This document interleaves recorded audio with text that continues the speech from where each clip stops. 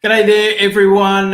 Welcome to the Valo Microsoft Ignite wrap-up show. My name is Daniel Anderson, Partner Manager and Product Evangelist for Valo. And with Ignite all wrapped up, lots of content and sessions that have just been conducted. We've got some very special guests on the show today, Joanne, Klein, Matt Wade, and Vlad Catrinescu from Valo as well. So a very jam-packed, star-studded lineup for us today. We're going to get some insights from all three of them about their sessions, about some key takeaways from Ignite, and what these guys are up to in their day-to-day life at the moment. So we've had a number of different episodes prior to Ignite. We've had some big guests on, talking about the different aspect that Ignite was this year, not in person, remote, all of that sort of stuff. And it's been a great lead up. The event's now done and dusted. Some big announcements, some big features and functionalities that are going to be rolling out over the coming months. So what better way to get some deeper insight into that than with these three guests. So they're sitting on the bench at the moment. I'm going to bring them all in at once. Could be dangerous, but let's see how we go. So first up, we've got Joanne. Hello, Joanne. How are you? Hi, Daniel. I'm great. How are you? I'm going very well. Thank you. Next up, Matt Wade. How are you, Matt? Doing very well. Thank you. If I'm not on mute. Very, very good. And last up, we've got Vlad. How are you? I'm doing good. Very good. I just remembered to unmute before talking, unlike somebody else. Oh, I reminded you. That's what it was. What would I do without you, Matt? Yes. Okay, so for everybody that is tuning in live, hello and welcome. For those of you who are watching the recording, hope you enjoy the episode. Now, first of all, you all don't need any introductions, but for the two people that don't know who you are, we'll go around the room. Vlad, we'll start with you. You've just been on a nice break from Valo. I'm new to the Valo family, so I asked this with Elio as well. So I get now the opportunity to hear from you what it is that you actually do at Valo. That's a good question. I watched How I Met Your Mother during the holiday, and I just want to answer, please. But so I'm a product evangelist at Valo. My main task is really to help partners and customers discover Valo, make sure I talk with their IT, with their compliance folks, if they have any questions about where data is stored, how they can customize Valo to fit their needs, and do proof of concepts if they want to see something live. They don't just trust me when I say, yes, you can do it. They want to see it live. Well, I build it for them in our demo environment, and I show them, see, I was right. You can do this with Valo. There's obviously been a lot going on inside the four walls of Valo in September, and also probably an even bigger next month. So you're going to be a busy man, no doubt. Joanne, over to you. Tell us a little bit about yourself, what it is that you are up to at the moment, and what's keeping you busy. Sure. I am an independent consultant.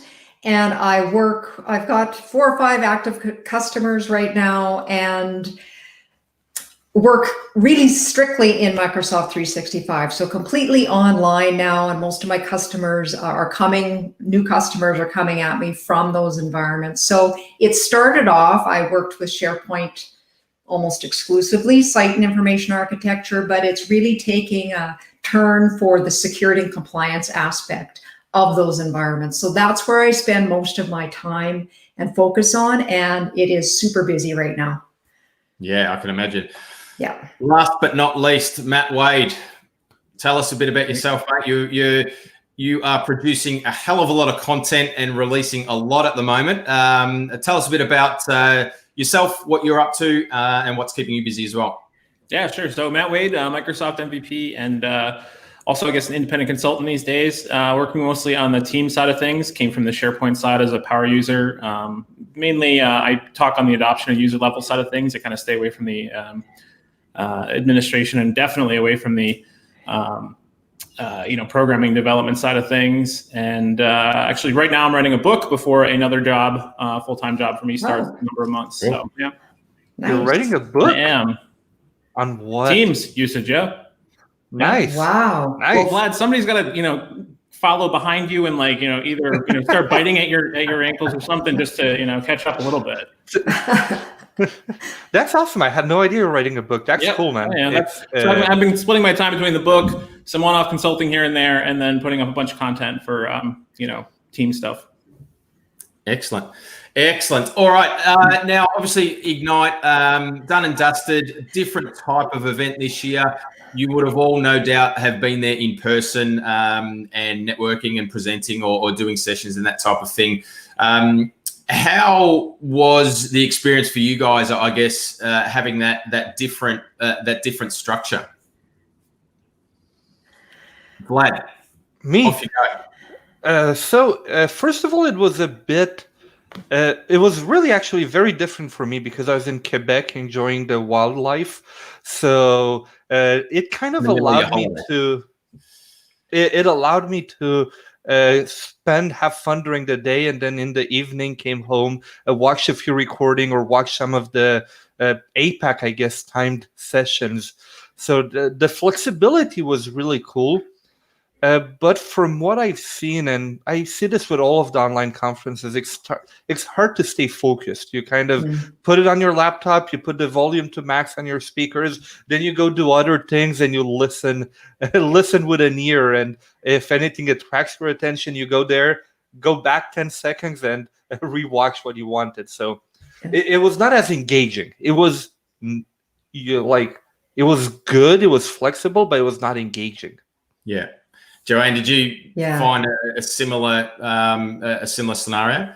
I did. What I tried to do, and I guess when I go to the physical Ignite conference, of course, I try to book all of my work kind of around that so I can focus. So what I tried to do this time with the virtual conference is kind of the same thing. So I tried to clear my schedule as much as I possibly could, hoping that I could catch as many sessions. So it went okay, but it was a different experience, not as good in my opinion. The few things I actually preferred about it was I loved the shorter sessions, 30 to 40 minutes. To Vlad's point, it's really easy to get distracted, and before you know it, I can't even remember what they were talking about for the last 10 minutes. So I have to rewind and go again. So that part was good. The not walking so much was good. So, I mean, you could just pause and go make a latte or something. So I like that part, but, the no swag, the no kind of sidebar conversations that you get, all of that was definitely lacking. You could have got some of Vlad's swag. Didn't you have quite a bit of swag up for grabs, Vlad? Yeah, I had about 800 items. I'm actually going to ship them out next week. Oh, I missed out. So, yeah. Tell me what you want, Joanne. I'll hook you up. Okay, I will. I'll send you the swag menu. Okay. But yeah, I was kind of looking in my closet, and usually, I think last Ignite I took like 500 shoelaces back, a ton of stickers, and I usually just hand them out at SharePoint Saturdays and things like that. Yeah. But I still had over 500 things in my swag box at home, and I was like, okay, I'll give them out to everywhere across the globe. Whoever works at Canada Post is going to hate me when I go ship them all out, but it'll be worth it. Yeah. Very. And Matt, and what was your experience like? How did you find the remote event?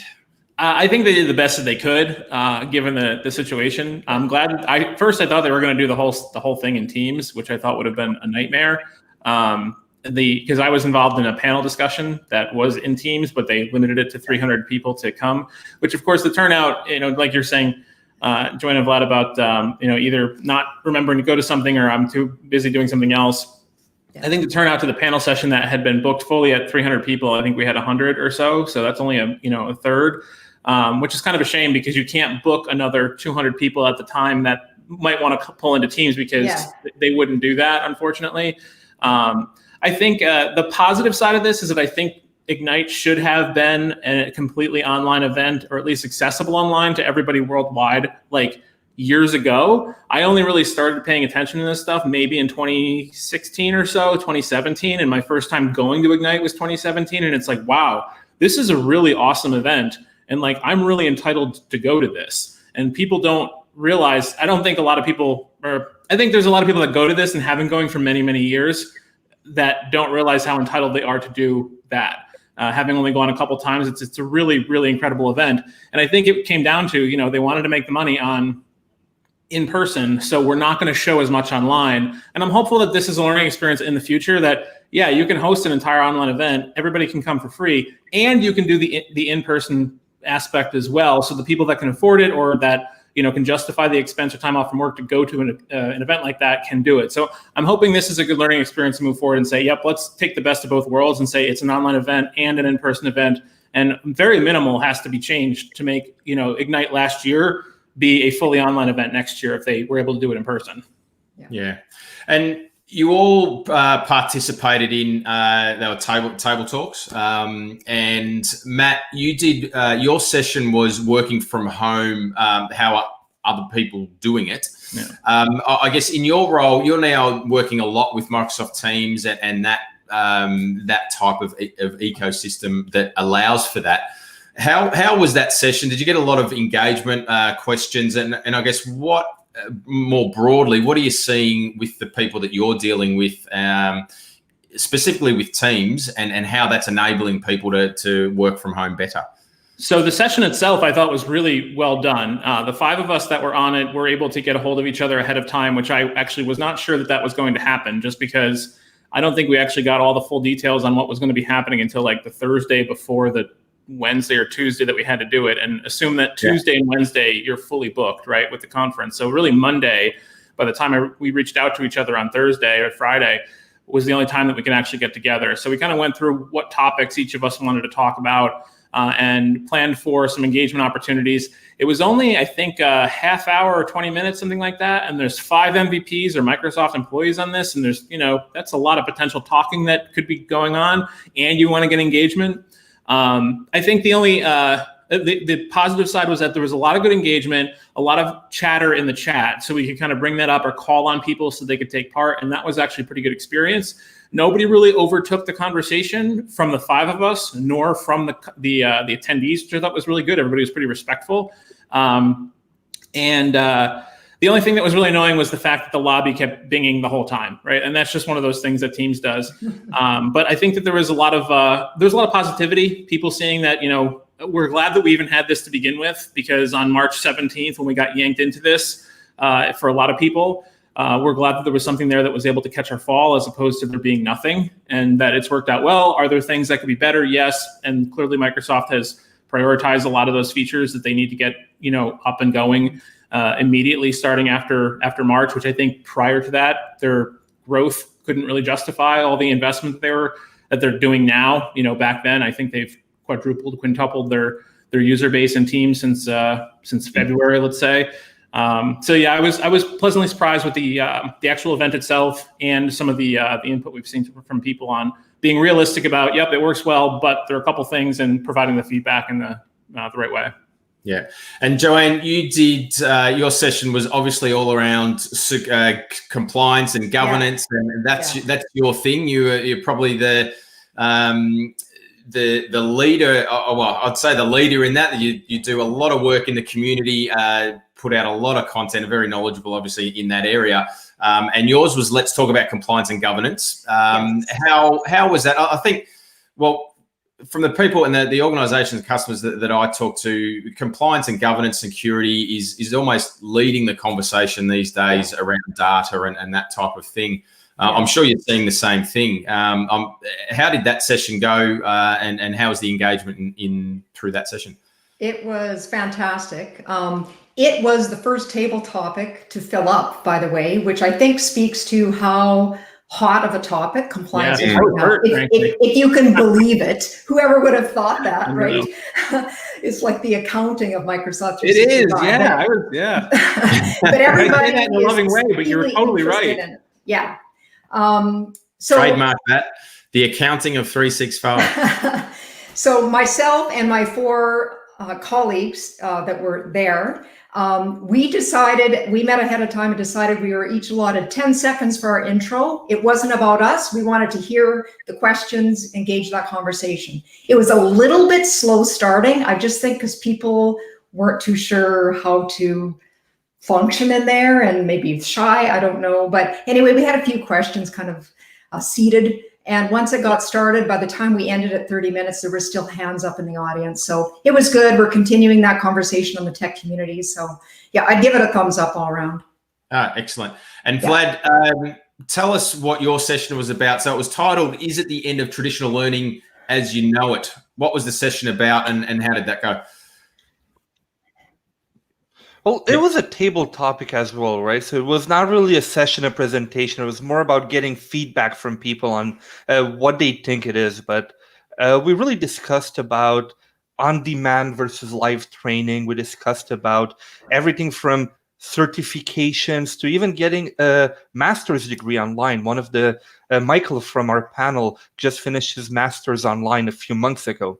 So that was an interesting discussion on how education, whether IT or the classical, let's say, education, like your university, can go to online and how it adapts. Yeah. Okay. Excellent. Now, skipping Ignite for a sec, Joanne. What is the 80-day obsession? Oh, it is a program on Team Beachbody, Beachbody on Demand, all online. It's 80 days of exercise, 1 rest day a week. It's intense.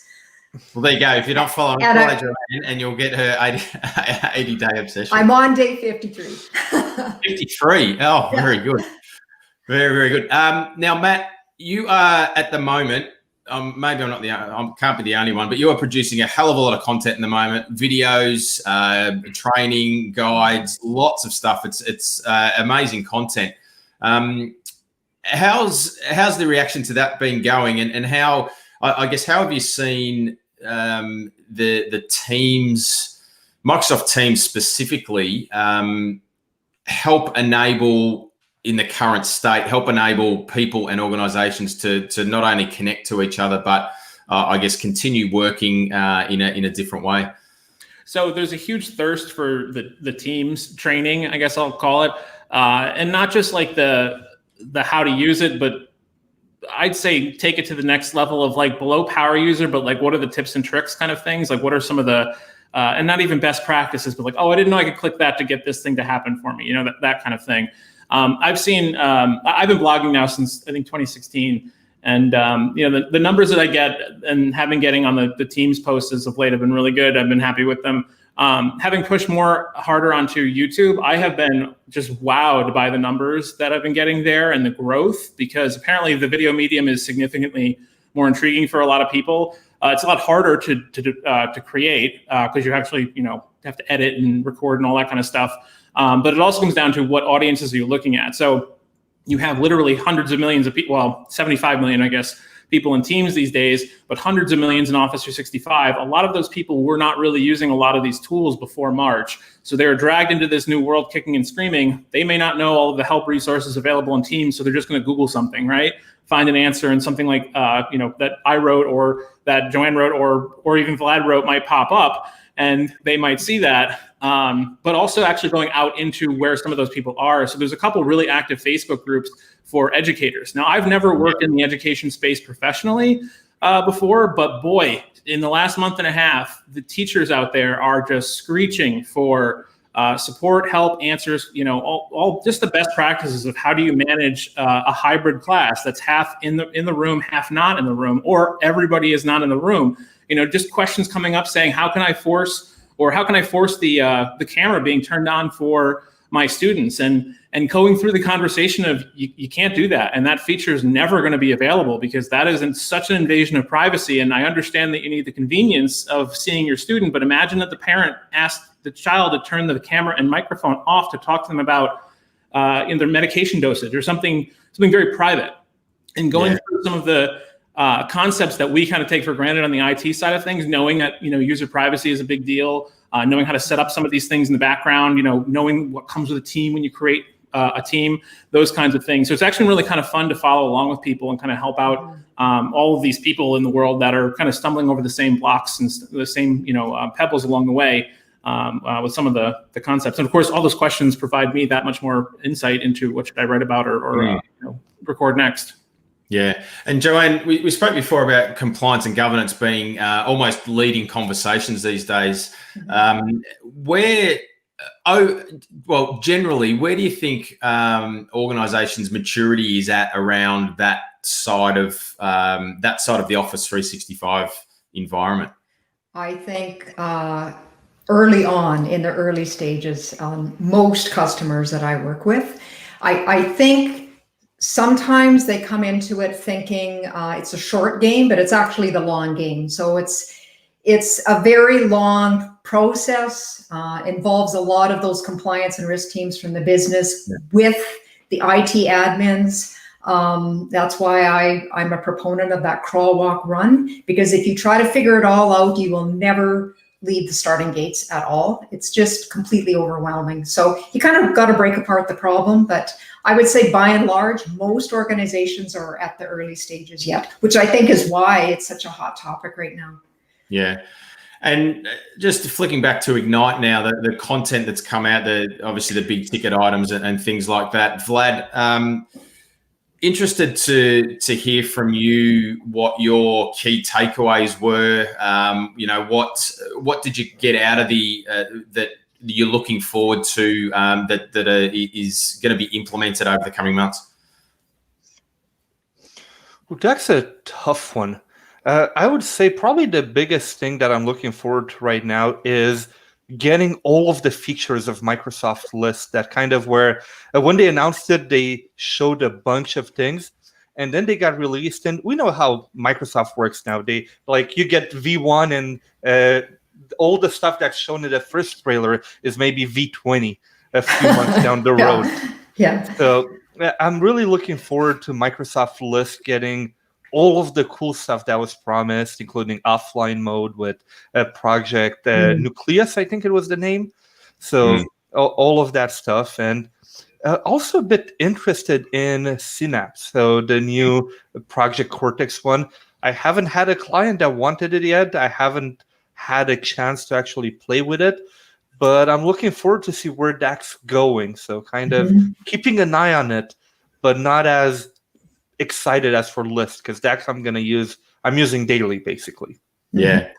And Matt, sessions that you consumed, I guess, or attended or looked at or viewed, and big, I guess you would have seen Jeff Teeper's sessions and all of those big ticket things. Is there something that you saw through the event that got, I guess, got you excited, or something that you're looking forward to?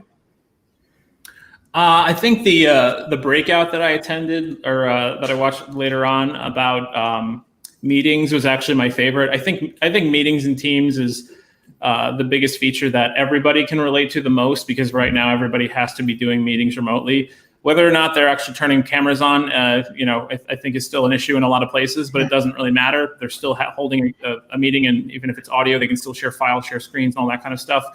So being able to go through I know they've been talking about dynamic views now for months. I think they talked about that back in the spring, maybe even last Ignite, and they haven't actually rolled it out fully yet. But going from that to custom layouts, that can't come soon enough. The layout process is still ways behind Zoom, and it's really kind of frustrating, frankly, to try to tell somebody, oh no, you really want to move to Teams, and really not the only reason, but one of the main reasons is security, and that's not a sexy reason to give somebody to move into a tool, right?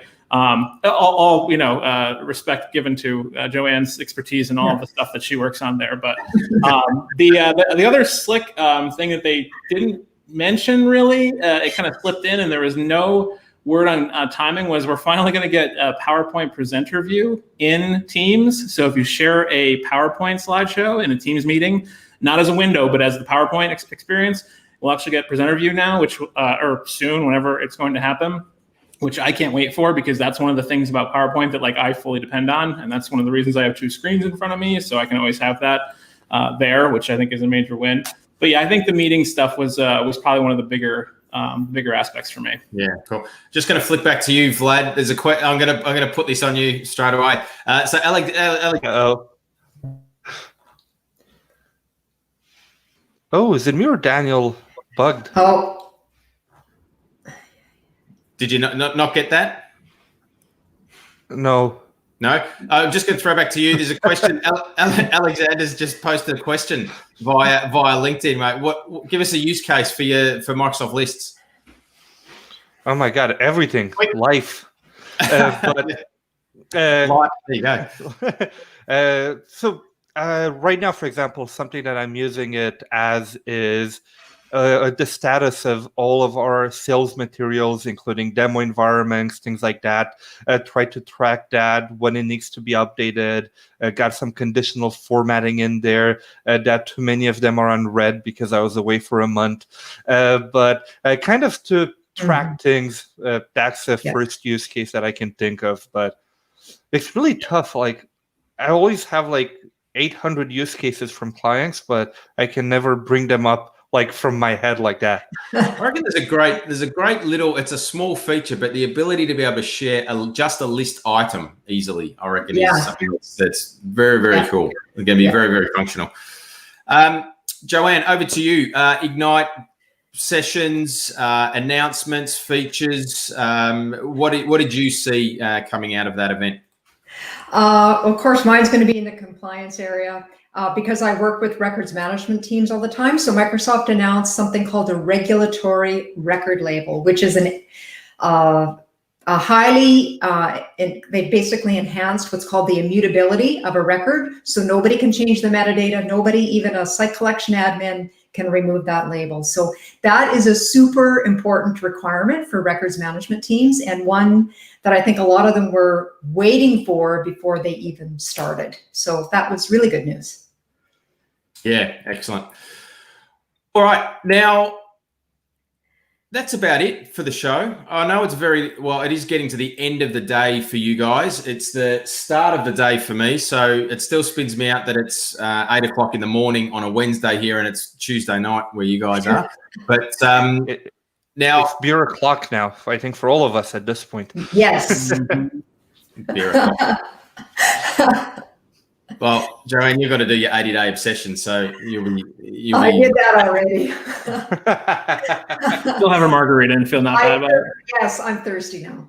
So I just, I wanted to first of all thank you guys for taking the time out of your day to jump on the show. You all do an amazing amount of work for the community, produce a lot of content. All three of you, I know it's greatly appreciated from everybody that consumes that. So for everybody, thanks for all of that content, and for us and for me, thanks for jumping on the show. It's been a great talk, and obviously first time I've spoken to you in person or virtually in person, except for Vlad, but we don't worry about him anyway. But anyway, so that's it for this episode. So again, I really appreciate you guys jumping on, and have a good evening. Yeah, thanks very much for having me. Thank you for having me. Thank you, Daniel. I can't wait to see all of you in person soon. Yes.